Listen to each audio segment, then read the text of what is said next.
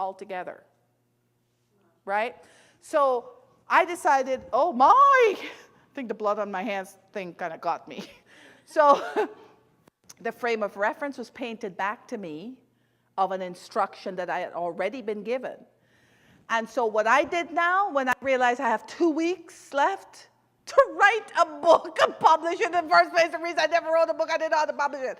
So I went online, on the computer, grabbed the computer, Josiah in hand, on the computer, how to publish a book in 2 weeks. That's exactly what I typed in on Google. Up popped, search finds, the first one, publish your book in 2 weeks. Clicked on that, that's the person I used. Good thing is, great news, they had a template, I downloaded everything. Started writing the book. I started writing my first book in their template with Josiah while I'm nursing. But before I did that, I went, just so Pastor Doug was playing with Gabriel, because Gabriel had lost all his privileges by that time because a new birth has happened. And so he was taking some time to play Gabriel in Gabriel's room. I knocked on the door. I said, oh, I'll be writing a book. This is how we have these conversations. I'm holding Josiah. I'm going to be writing a book for the woman's tea. He said, the tea is in 2 weeks. You're going to write a book? Yes. He said, how many pages is this book going to have? I said, I don't know, maybe about 100 or so. He goes, you're going to write 100 pages. And in my mind, I'm like, how dare you question me? I'm going to write yes, I am. Okay. So I got the computer, went back on my bed with Josiah in tow. I started writing. And I remember Doug, he would just come take Josiah out of my hands.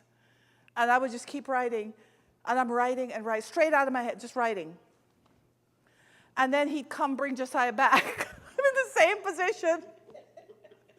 And I would flip to the other side and nurse him and write. But this is what happened. And ever since then, every year since then, I have been writing a book. Now, the first book, oh my gosh, you would not believe. The errors was unbelievable. Like, the circular writing was like, it should be in a museum. So, people were so gracious. They were like, Pastor Fiona, it's so wonderful that you wrote a book. There were just a couple things I had a question about. I'm reading and I'm going, I don't know what it means either. So what I did was I had Pastor Doug edit. So it's since been edited. My first book has since been edited. It's better now.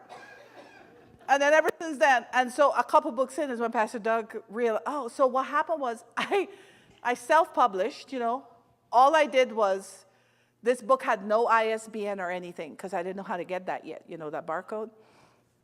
But it printed the pages, it had a cover, and I was able to bring it to the tea. It got delivered like the day before, and people bought it. And it was like, yeah. I'm like, Lord, this person that needs to get this book is going to get this book because I did my part. And to this day, I've never heard a testimony. Nobody has ever told me. Your book saved my life. Nothing. Zippo. Josiah's going to be 12 in January. Has not heard a single thing. But I'll tell you what it did. It put me on the path to writing books. So here's what happened. So I think people thought, I've been working on this for a while, whatever. So Sunday morning in church. Mind you, I've never written a book. So I don't even know what you're supposed to do with it, put in a book, you know what I'm saying? So since I didn't have time for research and to get the books I've read to put quotes, I just put quotes in the book and put my name in it.